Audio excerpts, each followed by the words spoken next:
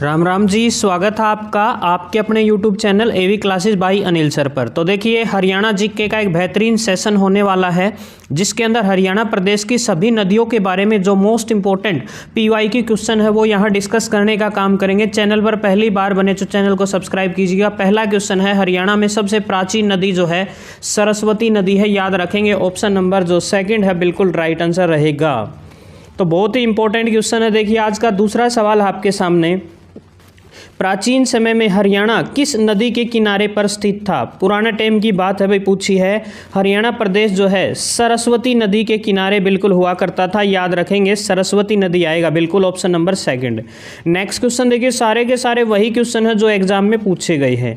प्राचीन समय में सरस्वती नदी हरियाणा में कहाँ से प्रवेश करती थी? जल्दी से बताइएगा। बिल्कुल आदि बद्री नामक स्थान से। बहुत बढ़िया जी, ऑप्शन नंबर ए जो है सही जवाब रहेगा। बिल्कुल ऑप्शन नंबर ए के साथ जाएंगे, आदि बद्री। और आदि बद्री जो है बिल्कुल कहाँ पर है? यमुनानगर में है जी, बिल्कुल याद रखेंगे। जो सरस्वती नदी है वो कहाँ से एंट्री करती थी? यमुनानगर के आदि बद्री नामक स्थान पर। बहुत बार जो है एग्जाम में ऐसे ऐसे सवाल पूछे जाते हैं, याद रखेंगे जी। नेक्स्ट क्वेश्चन देख लो, क्वेश्चन नंबर 4 है आपके सामने। हरियाणा राज्य की प्रमुख नदी कौन सी है? देखिएगा, हरियाणा प्रदेश की जो प्रमुख नदी है वो कौन सी है? तो बिल्कुल याद रखेंगे, हरियाणा प्रदेश की जो प्रमुख नदी है वो यमुना नदी है, बिल्कुल जी। नेक्स्ट क्वेश्चन देखिएगा, अगला सवाल आपके सामने, कौन सी नदी हरियाणा व उत्तर प्रदेश के बीच सीमा बनाने का काम करती है? तो बिल्कुल जी, यमुना नदी जो है हरियाणा और उत्तर प्रदेश के बीच जो है सीमा बनाने का काम करती है, पूर्वी सीमा बनाती है। हरियाणा में यमुना नदी की लंबाई कितनी है? तो बिल्कुल जी, हरियाणा प्रदेश में जो बात करूं मैं सबसे पहले, यमुना नदी की जो कुल लंबाई है वो 1376 किलोमीटर है, याद रखेंगे। ठीक है, जो यमुना नदी है उसकी लंबाई 1376 है और हरियाणा प्रदेश में 320 किलोमीटर। ऑप्शन नंबर डी आपको दिखाई दे रहा होगा, यहाँ सिर्फ हरियाणा प्रदेश में पूछा गया तो ऑप्शन नंबर डी आएगा इसका। नेक्स्ट क्वेश्चन देखिएगा, अगला सवाल आपके सामने है, यमुना नदी की सहायक नदी कौन सी है? देखिएगा, सोम है, बूढ़ी है, पथराड़ा है या फिर ये सभी है? तो जल्दी से कमेंट कीजिए। बिल्कुल जी, तीनों की तीनों नदियां आपके सामने है, बिल्कुल राइट आंसर रहेगा। ऑप्शन नंबर डी जो है सही जवाब रहेगा, क्योंकि यमुना नदी की तीनों नदियां ही जो है सहायक नदी, इसीलिए ऑप्शन नंबर डी के साथ जाएंगे। बिल्कुल ऑप्शन नंबर डी इसका राइट आंसर रहेगा सभी।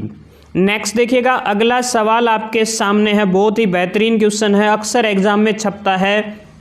यमुना नदी पर कौन सा बांध बना है? जल्दी से फटाक से कमेंट कीजिए और बताइएगा। बिल्कुल जी, किसाऊ है, रेणुका है, लखवार है या फिर सभी? जल्दी से फटाफट कमेंट कीजिए और बताइए क्या रहेगा right answer. Option number D बिल्कुल सभी जो है सही जवाब रहेगा। ऑप्शन नंबर डी बिल्कुल राइट आंसर रहेगा। सारे के सारे बांध जो है किस नदी पर बने हैं? यमुना नदी पर बने हैं, बिल्कुल याद रखेंगे। ऑप्शन नंबर डी के साथ जाएंगे, सही जवाब रहेगा ऑप्शन नंबर डी। बिल्कुल जी, वीडियो अच्छी लगे तो लाइक जरूर कीजिएगा और एक प्यारा सा कॉमेंट इनकलाब जिंदाबाद जरूर डालिएगा कॉमेंट बॉक्स के अंदर। तो बहुत ही बेहतरीन क्वेश्चन यहाँ हम जो है आपको कराने का काम कर रहे हैं। बिल्कुल CET 2025 के लिए रामबाण सिद्ध होने वाली है ये क्लास। नेक्स्ट देखिएगा, अगला जो है क्वेश्चन नंबर 10 देखिए, कम समय में ज़्यादा क्वेश्चन। घग्गर नदी का उद्गम स्थान कहाँ से है? फटाक से आंसर दीजिए। जो घग्गर नदी है उसका उद्गम स्थान कहाँ से है? चारों ऑप्शन है, बिल्कुल ऑप्शन नंबर ए, डगसाई की पहाड़ियाँ। बिल्कुल जी, सही जवाब रहेगा डगसाई की पहाड़ियाँ। बिल्कुल ऑप्शन नंबर ए के साथ जाएंगे, ए बिल्कुल सही जवाब रहेगा डगसाई की पहाड़ियाँ। अगला क्वेश्चन देखिएगा, घग्गर नदी हरियाणा में कहाँ से प्रवेश करती है? जल्दी से बताइएगा, जो घग्गर नदी है हरियाणा प्रदेश में कहाँ से प्रवेश करती है? तो बिल्कुल जी, पिंजौर सही जवाब आ रहा है। ऑप्शन नंबर ए के साथ जाएंगे, पिंजौर से एंट्री करती है हरियाणा प्रदेश के अंदर। उसके बाद देखिएगा, घग्गर नदी के छोटे छोटे नालों को क्या कहा जाता है? घग्गर नदी के जो छोटे छोटे नाले हैं उनको बताइएगा क्या कहा जाता है? बिल्कुल जी, ऑप्शन नंबर बी आपको दिखाई दे रहा होगा, तो बिल्कुल ऑप्शन नंबर बी के साथ जाएंगे, चो। बिल्कुल जी, चो कहा जाता है, याद रख लियो नालों को, ठीक है ना। जो नाले होते हैं घग्गर नदी के नाले छोटे छोटे, उनको चो कहा जाता है। नेक्स्ट क्वेश्चन आ लिया भाई, बहुत बढ़िया सवाल है। घग्गर नदी के छोटे छोटे नालों को क्या कहा जाता है? अभी अभी आया था एक क्वेश्चन, बात भी कर ली हमने, चो कहा जाता जी, रिपीटेड क्वेश्चन है। नेक्स्ट देखिए अगला क्वेश्चन आपके सामने है, घग्गर नदी की हरियाणा प्रदेश में लंबाई बताइएगा कितनी है? अभी अभी हमने बताई थी यमुना नदी की जो लंबाई है 320 किलोमीटर है जी, याद रखेंगे। जबकि घग्गर नदी सबसे लंबी नदी जो है यमुना है, उसके बाद जो है घग्गर नदी की लंबाई पूछी है हरियाणा प्रदेश में कितनी है? 291 किलोमीटर, बिल्कुल सही जवाब रहेगा ऑप्शन नंबर बी। नेक्स्ट देखिएगा अगला क्वेश्चन है जी आपके सामने, घग्गर नदी द्वारा निर्मित बाढ़ के मैदान को क्या कहा जाता है? जल्दी से बताइएगा कि जो बाढ़ का मैदान है घग्गर नदी के द्वारा बनाया गया है उसे क्या कहा जाता है? नेली, बिल्कुल ऑप्शन नंबर बी सही जवाब रहेगा, नेली कहा जाता है जी, बिल्कुल ऑप्शन नंबर डी के साथ जाएंगे। नेक्स्ट क्वेश्चन देखिएगा अगला सवाल आपके सामने, घग्गर नदी को पाकिस्तान में किस नाम से जाना जाता है? जल्दी फटाक से आंसर दीजिए, क्या रहेगा राइट आंसर? और साथ में एक कमेंट, इनकलाब जिंदाबाद। हाकड़ा, बिल्कुल ऑप्शन नंबर 2 जो है सही जवाब रहेगा, हाकड़ा नदी कहा जाता है, याद रखेंगे पाकिस्तान में घग्गर नदी को ही हाकड़ा कहा जाता है। अगला क्वेश्चन देख लो जी, बहुत बढ़िया क्वेश्चन है, हरियाणा प्रदेश की 12मासी, हाँ 12माही बिल्कुल सदाबहार नदी कौन सी है? जल्दी से बताइएगा। बिल्कुल जी, यम की बहन सूर्यपुत्री भी कहा जाता है यमुना नदी को, याद रखेंगे भाई, यम की बहन सूर्यपुत्री, सदाबहार, सदानीरी, 12मासी, ये सारी की सारी संज्ञाएं किसकी है? यमुना नदी की है। नेक्स्ट क्वेश्चन आपके सामने है, फटाक से आंसर दीजिए, घग्गर नदी की सहायक नदी कौन सी है? जल्दी से बताइएगा, घग्गर नदी की जो सहायक नदियां हैं वो कौन कौन सी हैं? टांगरी, मारकंडा आ रहा है ऑप्शन नंबर जो डी है, बिल्कुल जी, टांगरी और मारकंडा जो है किसकी सहायक नदी है? घग्गर नदी की सहायक नदियां हैं, दोनों की दोनों। ऑप्शन नंबर सेकंड और थर्ड दोनों ही सही रहेंगे, इसका मतलब ऑप्शन नंबर 4 के साथ जाएंगे, बिल्कुल जी, टांगरी और मारकंडा जो है सही जवाब रहेगा। अगला सवाल देखिएगा आपके सामने है, टांगरी नदी का उद्गम स्थान कहां से है? टांगरी नदी बता दो जी, हरियाणा प्रदेश में कहां से एंट्री मारती है, कहां से निकलती है? अम्बाड़ा है, पंचकूला है, ताजेवाड़ा है या फिर पानीपत? लियो जी ऑप्शन नंबर बी, मोरनी की पहाड़ी, पंचकूला से निकलती है जी टांगरी नदी, याद रखेंगे जी, बिल्कुल उत्तरी हरियाणा की नदियों में से एक है ये।